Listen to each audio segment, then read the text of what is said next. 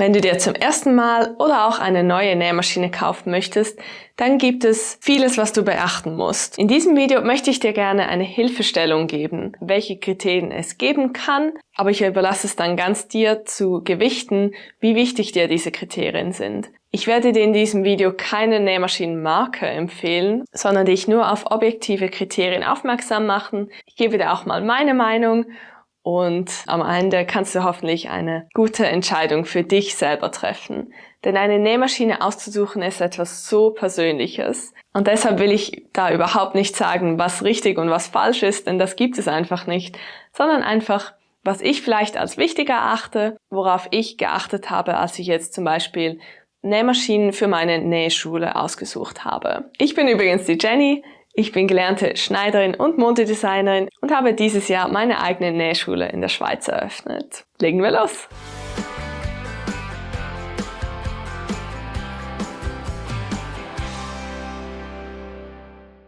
Der erste Punkt ist der wahrscheinlich offensichtlichste Punkt, und zwar das Budget.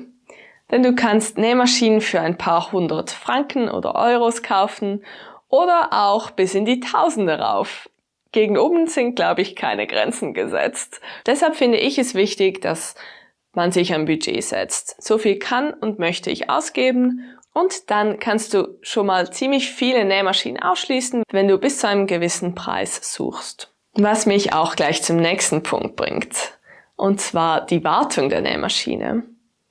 Wenn du mal ein Problem hast, irgendein kleines Teilchen kaputt geht, dann ist es ja schön, wenn du nicht gleich die ganze Nähmaschine ersetzen musst, sondern die Nähmaschine in die Wartung geben kannst und die dann repariert zurückkommt. Deshalb habe ich, als ich mich für die Nähmaschinen für meine Schule entschieden habe, erst auch mal abgeklärt, wo ich denn die Nähmaschine in die Wartung bringen kann, welche Marken dort gewartet werden, aber noch viel wichtiger, welche Marken denn auch gut Ersatzteile liefern und auch noch viele Jahre später. Denn wenn ich eine Nähmaschine kaufe, dann gehe ich ja nicht davon aus, dass ich sie in 2 Jahren schon wieder ersetze. Im besten Fall habe ich die 20 Jahre plus. Und manche Marken hören schon nach wenigen Jahren mit ihren Ersatzteilen auf. Und bei anderen Marken hingegen kann man die Jahrzehnte später immer noch nachkaufen und so die Nähmaschine reparieren lassen. Also deshalb finde ich das auch noch einen sehr wichtigen Grund, besonders wenn man Qualität kaufen möchte im Sinne von ressourcenschonend und wirklich langfristig investiert. Das sind mal 2 sehr wichtige, große Kriterien. Dann musst du dich auch fragen, wie viele Nähprogramme möchtest du denn gern auf deiner Nähmaschine? Und damit meine ich, wie viele verschiedene Stiche. Also ein Geradstich, ein Zickzackstich, ein gesteppter Zickzack, vielleicht noch ein Overlock oder ein anderer elastischer Stich. Die sollten mittlerweile bei jeder Nähmaschine zum Programm gehören.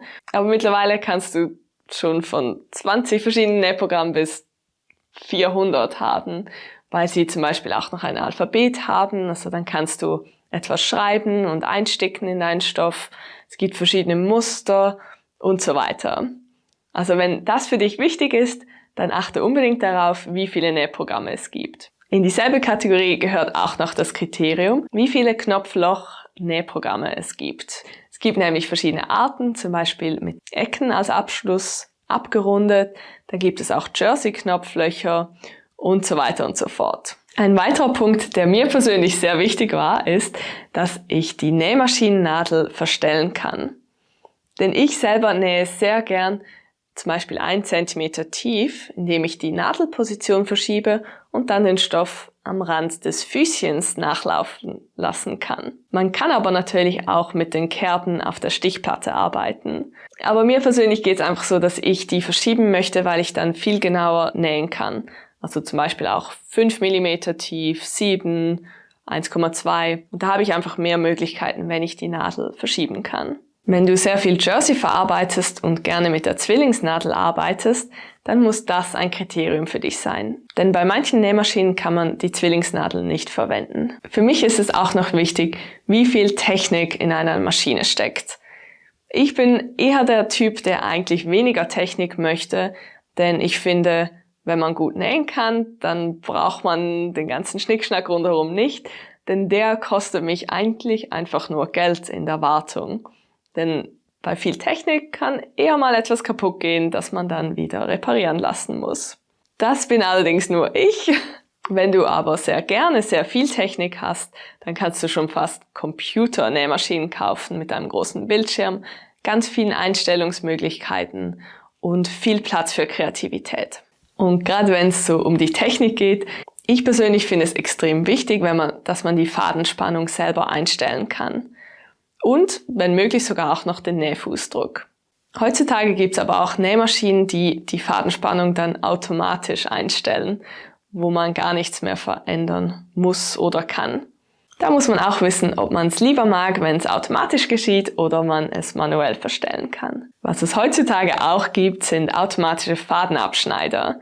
Da kann man einfach auf das Knöpfchen drücken, der Faden wird abgeschnitten und man kann den Nähfuß heben.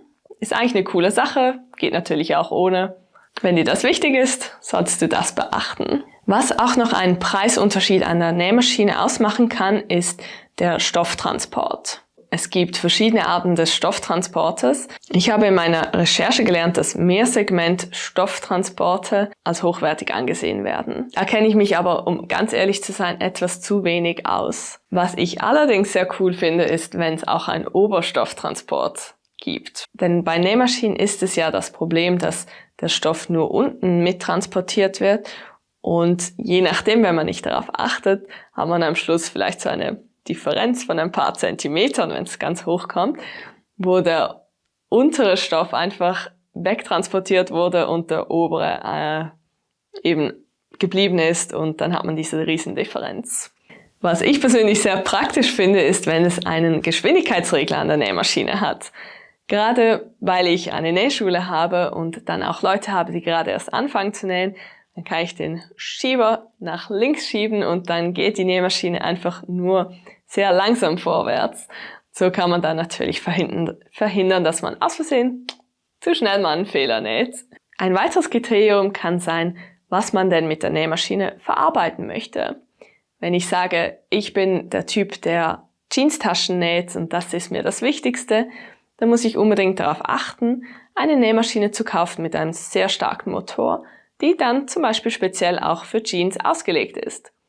Man kann Jeans selbstverständlich auch mit einer anderen Maschine noch nähen, aber wenn man sie dann immer so hoch belastet mit so vielen dicken Stoffschichten, dann lohnt es sich auf jeden Fall, auch eine Nähmaschine zu nehmen, die wirklich dafür gemacht wurde.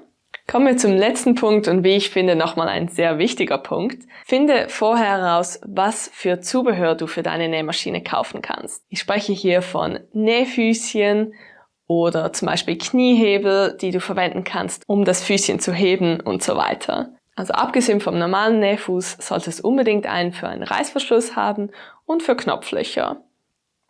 Und dann gibt es natürlich noch weitere Nähfüße, wie zum Beispiel ein Reißverschlussfuß für nahtverdeckte Reißverschlüsse oder Füßchen für die Lederverarbeitung oder Blachen und so weiter und so fort. Also je nachdem, was du für Ansprüche an deine Nähmaschine hast und was für Projekte du umsetzen möchtest, gibt es hier eine Bandbreite an Zubehör, die du potenziell kaufen kannst oder eben nicht, je nachdem, für welche Maschine du dich entscheidest. Was ich jetzt noch nicht gesagt habe, ist, dass ich dir sehr empfehle, die Nähmaschine vorher auszuprobieren. Denn dann findest du am schnellsten heraus, ob du dich mit ihr wohlfühlst, ob sie zu dir passt oder nicht. Es lohnt sich auf jeden Fall auch, die Bewertungen anderer Käufer und Käuferinnen durchzulesen, um zu schauen, wo es vielleicht potenzielle Probleme mit der Nähmaschine gibt oder ob sie ihnen sehr gut zusagt. Dann gibt es zum Teil auch Videos zu den spezifischen Nähmaschinen und so weiter. Also, do your research, recherchiere vorher, dass du nicht einfach viel Geld ausgibst für etwas, wo du vielleicht am Schluss sonst nicht zufrieden bist. Ich hoffe, ich konnte dir jetzt ganz viele Inputs geben, die du für dich so bewerten kannst, wie es für dich stimmt und dass du dann eine richtig gute Entscheidung triffst und die für dich perfekte Nähmaschine kaufen kannst. Vielen Dank fürs Zuschauen.